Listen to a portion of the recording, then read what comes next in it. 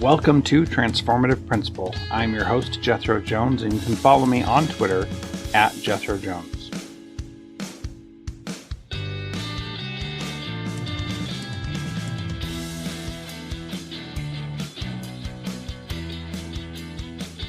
This episode is brought to you by Janneke Educational, a professional development publisher serving as the global leader in combining both research and practice in all materials.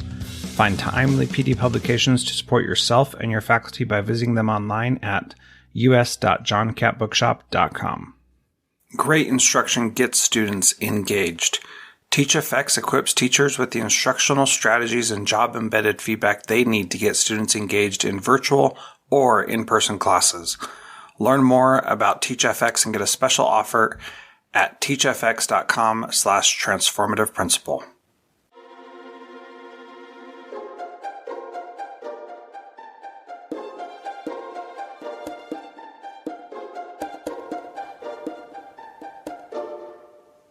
Welcome to Transformative Principal. I am excited to have Janneke Ritchie on the program today. Janneke is an entrepreneur, speaker, designer, and digital transformation expert. A robot mama, she brings both passion and a healthy dose of realism to how robots, AI, and future technologies can be used to transform how we work, live, and age.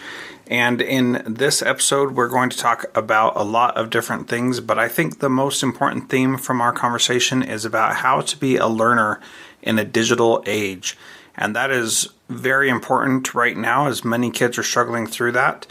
And we pick up this conversation as I just told Janneke that my daughter has been editing my podcast for the last little bit. And so that's where we're going to jump in.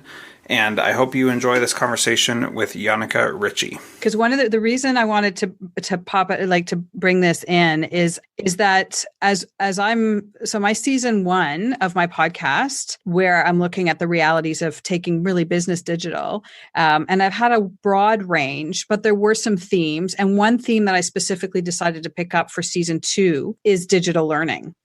And as I think about that, it's not just because of some conversations I've had with some people who are part of giving me some advice. I thought my focus was going to be digital learning for, let's call them non-digital natives, people like myself, basically born before 1980. It's not quite as well defined as that, but let's call it roughly that. And the challenges of how to design learning experiences using these modern technologies for a future where we're going to see great acceleration in technology, and how difficult that is when you are a non-digital native. When I was speaking to one of the people who's helping me with some of my projects, and she's probably 29 and is very much a digital native. She's like, oh, you know what we should do, Janneke? We should also include some where you're talking about the experience of being a digital native and how difficult that can be. And so as you talk about your daughter, and how we can partner. I mean, you're not as gray-haired as I am, but the partnership between young guns and the gray hairs, I think, is so rich and powerful and really can enhance, the experience for all of us moving forward. So I thought when you tell me your daughter's doing it, and also the realization of how much informal learning is going to be a part of our future, and the way that we can be resilient and really thrive in what is no longer going to be a linear learning experience. So critical. So I'm thrilled for you that your daughter is helping you out with it. It's super cool. And it's such a great skill, because I think I might do mine a little bit differently than yours, but my podcasts are stories and highly edited. So I have an hour and a half of interview, or hour and a half of interview, and I make 16, 17 minutes out of it. So there's a lot of editing in that. Yeah, there is. Well, I want to address a couple of things that you mentioned, one of which is this idea of digital natives versus digital non-natives. And that has always been a pet peeve of mine. I really despise it when we refer to things that way. I'm not attacking you. Don't worry, Janneke. But that's okay. I'm up for the discussion, because I've been reading a lot about it, and I'm at a loss as to what else to use. So I'm using it as a shortcut. So, but please, absolutely tell me what you think and what you think I should be calling it. Well, I don't know that there's really a name, but the way that I differentiate the two between digital natives and digital immigrants, or whatever the phrase you're going to use is that those that we as old people typically refer to as digital natives are people who really just are not afraid of breaking stuff. And I think that that's the biggest descriptor between the two camps, is that the older generation, or people who are not digital natives, they are afraid they're going to break something if they do anything with a computer. And those who are younger and what we typically call digital natives, they're not afraid of that. And they'll just jump in and do things because they, I think, kind of believe they can't break it, that it will be able to be fixed by someone or somehow if they were to do something. But they, the way that they interact with technology is different than how I grew up interacting with technology. When I was a kid, we had this K-Pro computer in my house, and it was this big, huge monstrosity, and it was very, very expensive. And, to do anything, you had to put in these big, legal size drives into the computer to make it do anything. And it was very possible to break it because you were doing everything in DOS, and you had root control, and you really could cause some major problems. But, with kids and, iPads and Chromebooks and other technologies, even laptops, they typically don't have that root access, don't know how to get into terminal and do kinds of things in there, or into the prompt and be able to change things. So I really think the big thing for me is that they're just not afraid of breaking it, and the rest of us are. And so it's not that they are, because they don't really know how to use the device, and they don't know how it works. And so if they're digital natives, then you would think that knowing how it works would come along with it, but they don't know how it works. They don't understand what file systems are and what root access is and where things are stored. And that's one of my big concerns with that term, is that we're calling it something and assuming a level of proficiency or ability when that really doesn't exist. They're just not afraid to break it. What are your thoughts on that explanation? So I don't agree that you can't break tech. So maybe that's where one of the foundational differences is. They may feel... Wait, let me just sec. I don't think that you can't break tech. I think what I'm saying is they think that you can't break tech, or they aren't afraid of breaking it. I think that's the distinction. So a couple of things. First, let me deal with the one. I'm kind of with you that I don't love the terms either, and I hate digital immigrant. I think that doesn't make. I understand it from sort of a sort of an academic term, because I believe the research that it came from isn't research at all. It was just kind of a philosophy that the man's name, what is it? Something with a P. Anyway, came up with. It was not research based. It was just sort of, here's a useful kind of term. So digital immigrant is problematic for me, which is why I'm right now still at non-digital native rather. But I also understand and accept that what I'm calling a digital native is there's a spectrum of capability within that segment. And I'm really using it, as I mentioned, as sort of a short form, some quick way to land people in a framework, even though there are clearly problems with the framework. In terms of whether they're afraid of breaking things, I think that's true. It's not clear to me that's very different from kids. I don't know how afraid I was of breaking things either when I was their age. So it could be a function of age. They also don't have that much to lose. I mean, they don't have, bank accounts with significant amounts of money in them. They don't have, in my case, for example, financial files that I need to keep on hand for the next, my ability to get into trouble if I lose my data is a big deal. And I've done it. I can lose it, and losing it includes not knowing how to find it. So I think that makes it a difference. I do not have the same expectation that what I'll now call digital natives, although, like I say, we should come up with a different term because I need something, because we all know that there's some kind of a divide here. So I'm just trying to call it something that doesn't require a lot of explanation, even though for sure, as you dig under the covers, it's not a great term. But where I think that there are some differences, though, if I may, is in one area, is in our expectation that we can know things, or put differently, we can know enough to do what we need to do in our own heads. And I did grow up in an era, I'll fess up, I'm 53. So I'm a Gen X, probably one of the oldest of the Gen X, but a Gen X all the same. And grew up at a time where I could research my way through problems, and I could know I had an expectation that I could know things in my own mind.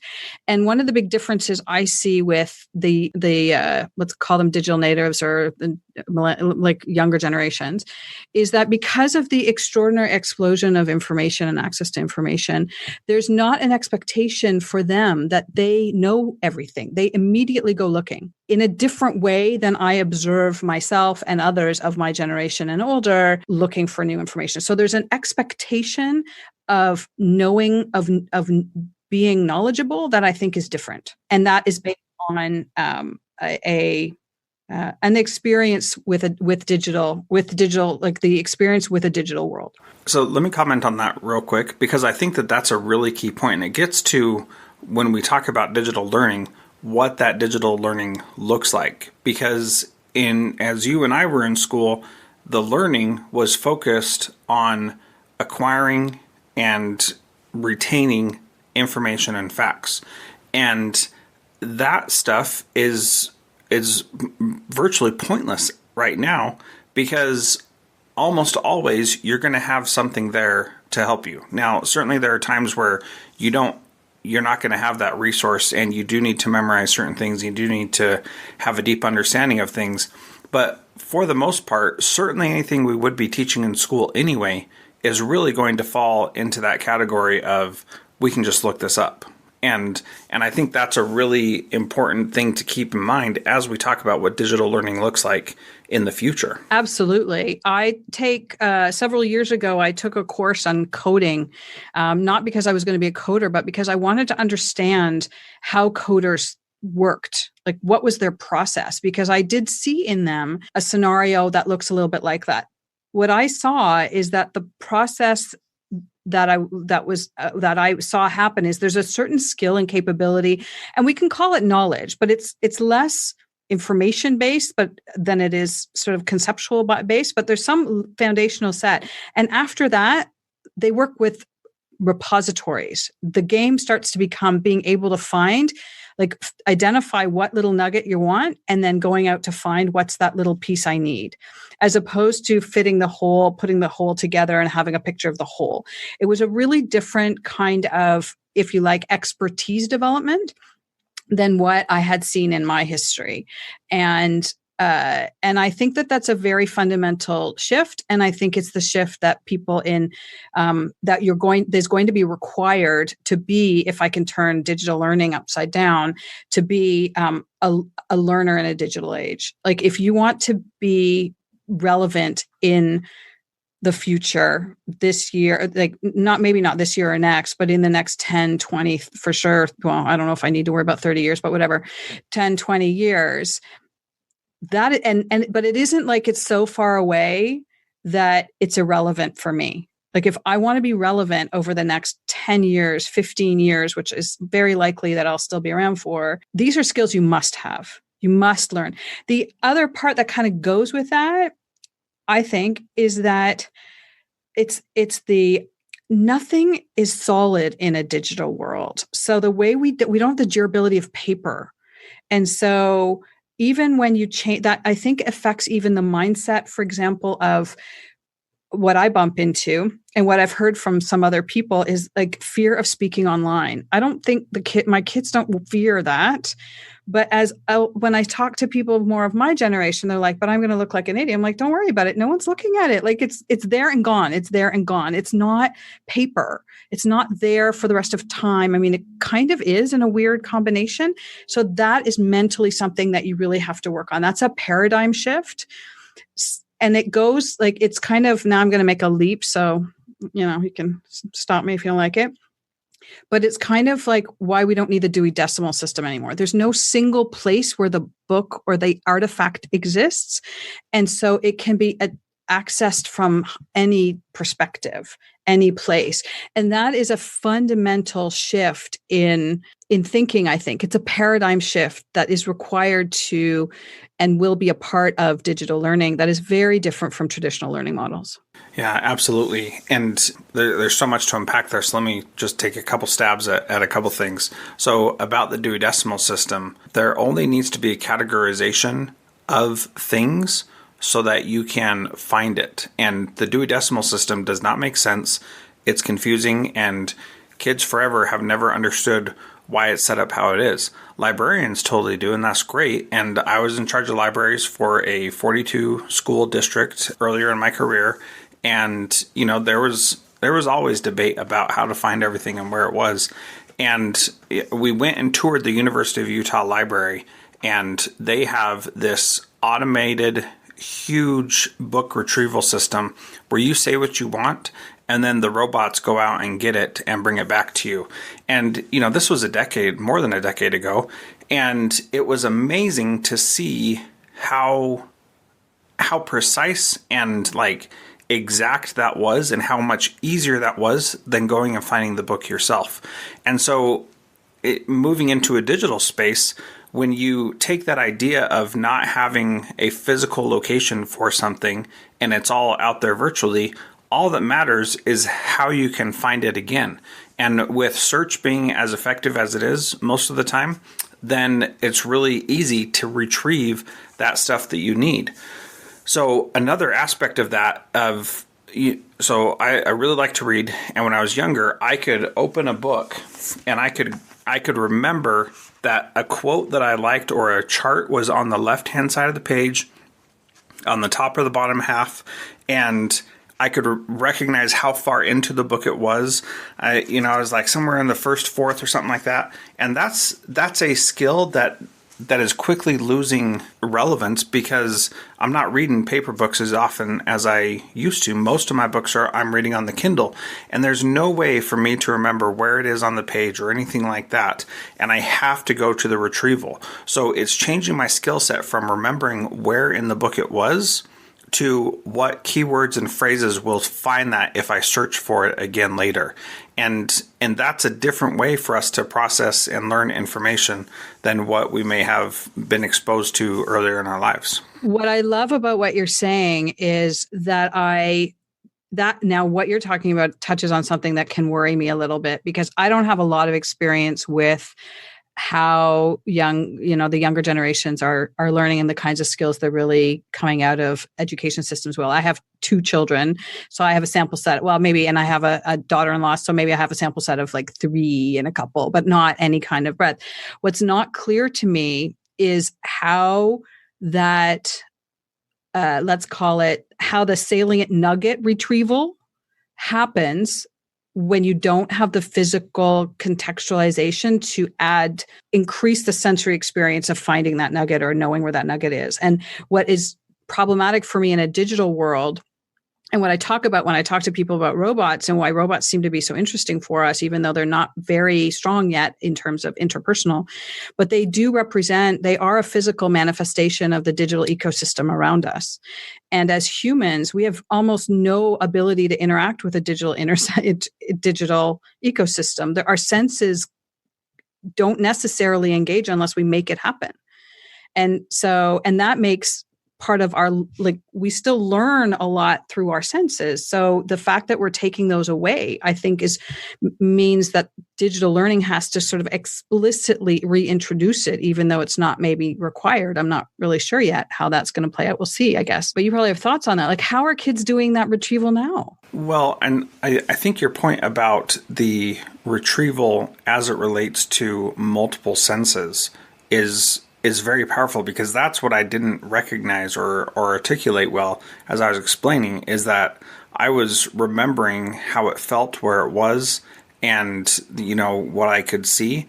And it's different because, when I'm searching through Kindle books, I'm just remembering specific words or little, as you said, salient nuggets that mattered to the topic that I'm looking at. And that's where, being able to engage multiple senses in things. So in education, they call that total physical response. And that's a great way for people to learn a second language, so that you have hand actions that go with every vocabulary word you're trying to learn, so that it's more than just you remembering what that word is, but you're remembering what it feels like when you say it. And those are different ways to, to cement that learning and make it happen. But it happens by combining multiple senses. And that doesn't really happen with, reading a digital textbook. There's, when I circle or highlight or underline something in a physical book, then I can remember that. I can remember the color and the sensation and the feel and all that kind of stuff.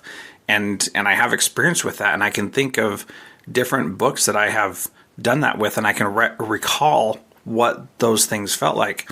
But you can't do that in a digital format unless you are really making a concerted effort to do that. But you're still going, a page on a Kindle is the same for every book you ever read. It doesn't ever change at all.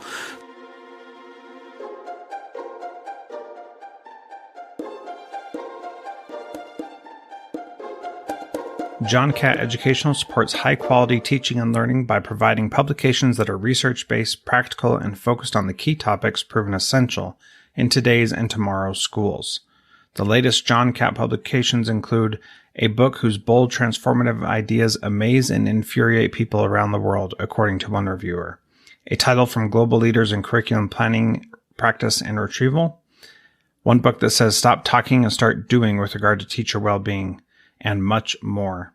These books, used by educators of all roles across North America and worldwide, amplify fresh, engaging voices with practical strategies to create transformative change.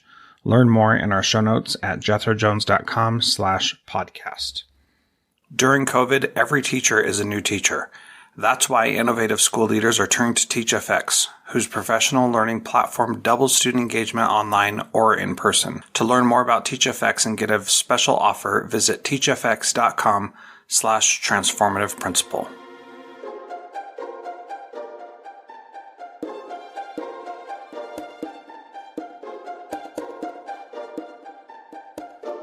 So there's got to be some other way to do that, and I don't really know.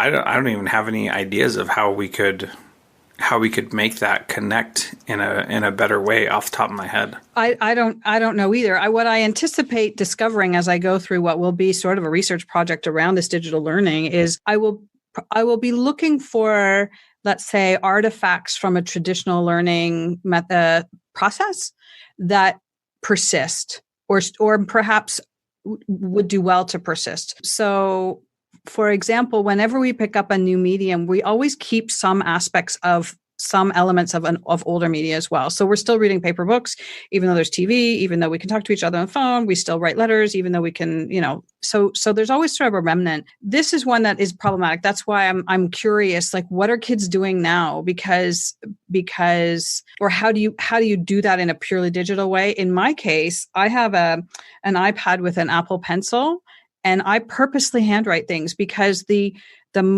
physical experience of writing long form is more rich in a sensory way than keyboarding, because this feels the same as you know what I'm saying? And so I purposely write longhand when I'm trying to unpack ideas, because I almost need to interrupt the speed of thought is what I'm trying to do. And I spent a little bit of time looking at expertise and development of high performance and expertise, and kind of making a distinction between high performance being proceduralized and expertise having some element that gets interrupted so that you can actually think about the thing as opposed to just doing the thing. And it is in that where you can inject more expertise, like the expertise really and sagacity really starts to show up. And so when I have taken now to picking up physical books again for two reasons. One, because I just don't want the interruptions.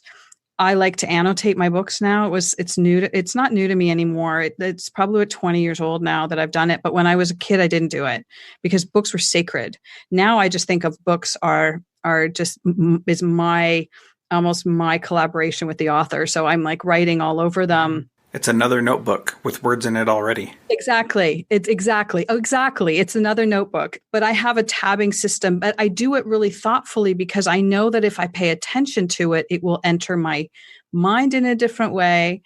And I've also discovered that for me, in many, many cases, the value is in doing that the first time. I don't necessarily have to go back very often because then it becomes part of my own mind and I can use it. Where I'm going to be really curious to see how digital learning or how learning in a new age where it's heavily dependent on technologies, modern technologies that are digital, is how we get all of that information into the mind, because the big plus for me versus sometimes what I could be the case of my kids is it, because I have these things in my head, like some of that knowledge that you talk about, we don't actually have to go and get it, but because I have a lot of it, it has the ability to figuratively bump into each other in this noggin, as opposed to me having to go find it and find it and find it and then synthesize. So there'll be a real question for synthesis. Do you have ideas or observations of how strong the synthesis process is for people now? Well, I think that it goes to the idea of creation, that you synthesize things when you make something else from that. And that's what I fear we are missing a lot of in our current educational system, especially with coronavirus, because I feel like there's a lot less creation. There's much more regurgitation from what I've seen, from things I've seen on Twitter to what I see teachers producing for their students. I see a lot more going back to that rote memorization, regurgitation, and a lot less creation and focusing on doing something with the information that you've gained. And that's where I feel the digital world that we're living in allows for much more creation than it did in the past. And we're able to create something from nothing very, very quickly. And so one of the things I started doing a few weeks ago was creating these Instagram stories based on the podcast interviews, working with someone who wants to, be in advertising, and he's interested in helping promote my work and trying to figure out a way to do that. And what I didn't want was to, go through this long, laborious process. So I learned how to use Motion and Final Cut Pro to create this story that I could then export and send to him, and then he could publish on Instagram stories. So that's all to say, like, I didn't really get the skills that I needed to until I started creating those stories myself. Once I started doing that, I learned several different things in Motion and in Final Cut Pro to be able to make that story. And here's where I'm going to tie it back. You were talking about the writing and the underlining being, like that's where the work happens, and the work doesn't necessarily happen later. And so for me, I've taken courses on Motion. I've taken courses on Final Cut Pro. The things that I needed for this project did not matter until I actually needed to do the work myself. So when I came to the point where I needed to create something, that's when the skills stuck. Before that, I mean, I've watched hours and hours of videos on Final Cut Pro and Motion, never understood how to do what I wanted to do until I actually needed it. And as soon as I needed it, then I was able to do it right away. And now I remember how to do it, and I feel like this is one of those things that I'm not going to forget how to do, because many other things in my life, ever since I finished my master's and stopped taking official coursework, I've learned it all the same way. I've had a problem and I found the solution, and once I know the solution, then I remember how to do the thing that I need to do. What I love about what you're saying is a couple of things. Number one, I'm so with you that the game is producing or creating or, practicing is really what I'm talking about. You need to practice. I had exactly the same experience when I started doing my podcast. I didn't know anything. I think I told you, I didn't even know what a session rate was. I couldn't open a file. I didn't know anything at all. And I YouTubed my way to being able to make it. And I would not have gotten anywhere if I just took a course. In fact, it's probably even so much so, there is no course that could have taught me, because the things you need specifically, it's a mishmash. I've learned how to do this. I'm very good at using technology. I'm not that I can't troubleshoot it all that well, but I can use it really, really well. So I understand. I'm like, oh, I get it. I need this. I go look for the thing. What's the thing? Now I know the next thing. Then I go and find the next thing. And now I can podcast. And I could never have had a course that would teach me the way I wanted to podcast. So there's a hyper personalization that occurs here that you need to be good at yourself to be able to create your own learning paths in order to really learn the things you want. The part that I think is really interesting that we're starting to touch on a little bit is in this area of, in terms of learning. And my emphasis does tend to be more on the older age group. So, I might start probably at university, but not before that. But I'm just specifically very interested in people who are kind of, 40 plus, who really have more steps to make, is that the emphasis becomes on the skill. Because what I was describing when I'm taking notes, that's knowledge. That's me understand. There's no skill involved with that. That's just me taking in facts or ideas or things that need to roll around my brain so that they bump into each other. Completely, it's not the same. I'm totally with you on skill. And I think it's particularly in the skill space that we're going to see really different skills that are required. And what you describe is absolutely one of them. And this, I love, this one brings us right back to at the beginning of our conversation about things breaking and worrying about breaking. And if we are just a little bit different in our definition of breaking, then to include the breaking of our sense of self, of our persona or, profile out in the big bad world. That is the thing that I think, again, our young guns are not as worried about breaking it, probably because it's not as durable yet. It's probably not as easy to break. There's not as much there. Whereas, with our gray hair, we have something and we have a sense of self. And that is something we have to get much more fluid on how that's going to evolve and allow ourselves. For me, in the case of podcasting, is like, I have to be okay with putting a really crappy podcast out. It is important to be okay with not having a perfect product, which I think is a good place to start. I think about my very first episodes of this podcast, and your episode 363. So I've done 362 before you, and it's actually a little bit more than that, but that first one was pretty awful, I'm not going to lie. And the microphone placement was bad, the recording situation was bad, and I've grown and developed a ton since then. The questions I asked I don't think were that great. I couldn't have a real discussion and all that. And you see all these flaws that you have, but the important thing was that I started somewhere, and then I was able to move and grow and become better. And what I fear that we struggle with is that we want it to be perfect like the other person we saw right out of the gate. And that's never going to happen. You have to start at where you're at and then find a way to get better as life goes on. And that's not always easy. And I think that is another barrier to what we're doing, that we're afraid that it's not going to be perfect because we're really good at the other stuff. And now to do it digitally, it's not perfect, and therefore it's not as good. And that's honestly not the truth. It is 100% one of the biggest hurdles.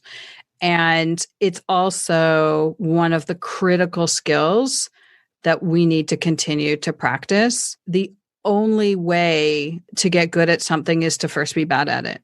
It's the only way. You do your best. You do your best. Like, I'm sure your first episode was, you tried your best. Like, you didn't say, oh, well, to heck with it, I don't care. You try your best. It's just not going to be the best you ever do in your lifetime, probably, unless you stop right there. It's very difficult to learn that. And it itself, that practice is a practice unto itself. And so the more you practice doing what I call, it's the short for the acronym is SFD, but for this purpose, I'll call it the crappy first draft, but that's not what the S stands for. And as soon as you allow that to occur, you set the stage for growth and development.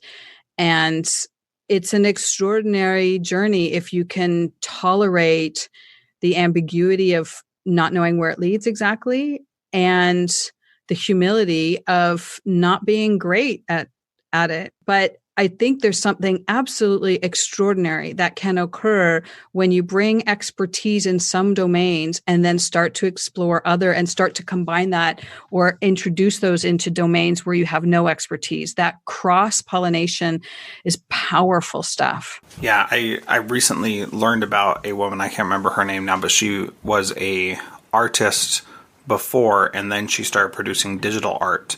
And she had skills and everything before, and then she started doing it digitally. And then she could start teaching people how to do it because they could see what she was doing, because she could record her drawing step by step. And so that's how she became successful, is she started taking pictures of what she was doing at different steps and showing the progression, and then sharing the videos of her doing a time lapse basically of what she was creating. And it's just amazing what she could do now with the technology that she couldn't have done before. And I think that idea of the crappy first draft that you mentioned, that is also something that we just need to get over and move on from. And it's hard because you want it to be nice and you want it to be good. But whenever somebody talks about trying something new, instead of like taking a course on it, I say just do it and see what you get. And then once you've tried it, then you can start looking for courses that could help you. But going back to what you said before, there really isn't a course that can teach you exactly what you need to do in most situations that matter, because it needs to be hyper personalized for you. And that's where I think the real key that we need to have is understanding ourselves and how we learn and what we want to do with that knowledge. And so, I went for a while just basically taking a template of what somebody else had created and trying to replicate that for something that I wanted to do. And I realized that doesn't ever work, because their template is built for this specific purpose. And what I need is this purpose over here, and it doesn't line up. So even though I have the quote unquote secrets of how to do it, I still need to do it in my own way for my own people, in the way that they need to hear for it to be effective. And otherwise, it's just not going to work. You can't just copy somebody else wholesale and think that it's just going to work, because they had different motivations, they had different ways of doing things, and you can't just steal it and think that it's going to work. However, you should steal lots of things and copy people and do what they do to see what does work with you. But again, that goes back to how it is that you're trying to learn and understanding yourself well enough to know what it is that you want to accomplish. And that is an interesting topic in an area as well, because I distinctly remember when I got my first job in advertising, and I was an account executive, and I used to write strategy papers and all kinds of things for my clients. And I had come from my university, and I'd written an undergrad thesis in political communication. And so that was like, I don't know, 100 and some odd pages or something like that. And I remember really struggling with the idea that when I was in the business world, I could copy paste things, because I'd gone through my education where it's like, no, it has to be new. It has to be, that's plagiarism. You can't do that. And then all of a sudden you flip a switch. And now I'm like, go nuts. And no one explained it, but I did figure out, I'm like, oh, of course, this is a corporation. Corporation owns everything. It's not plagiarism because it's all yours anyway. So just knock yourself out.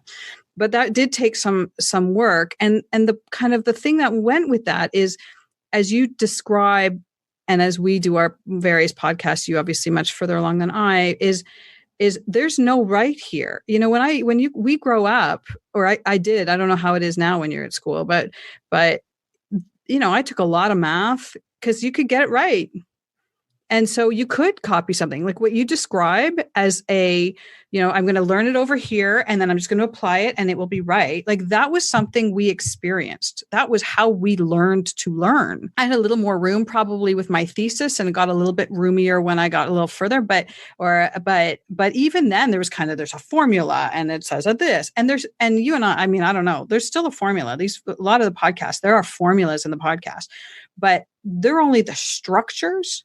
They're not the detail, and that doesn't give you the process, which is really a key component typically. And that also is different. I don't know how, that's probably now I'm probably leaning right into your space of why education needs to transform, because that's just deadly.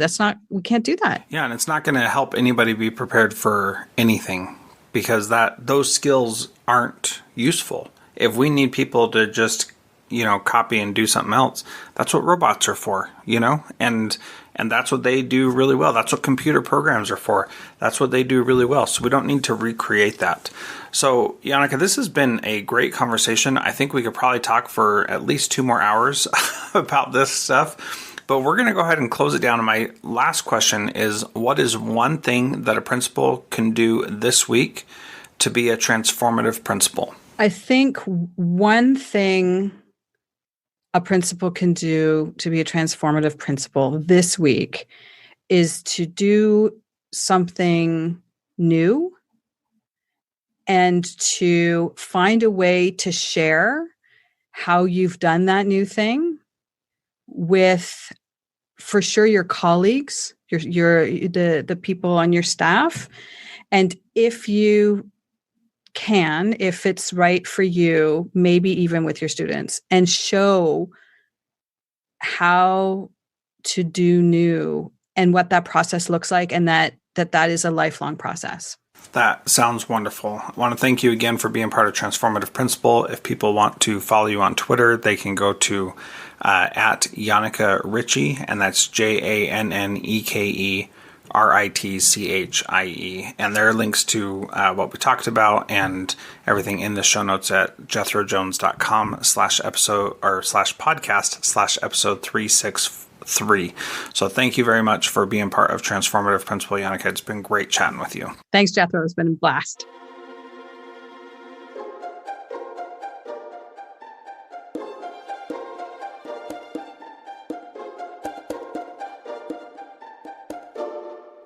Thank you to our valued partner, John Catt Educational. If you are a leader looking to make transformative change by providing yourself and your leaders and teachers with professional development that is research-based and rigorous, yet easy to digest and full of practical strategies, check out the latest publications from John Catt. Visit us.johncattbookshop.com to find information on bulk orders or learn much more in our show notes.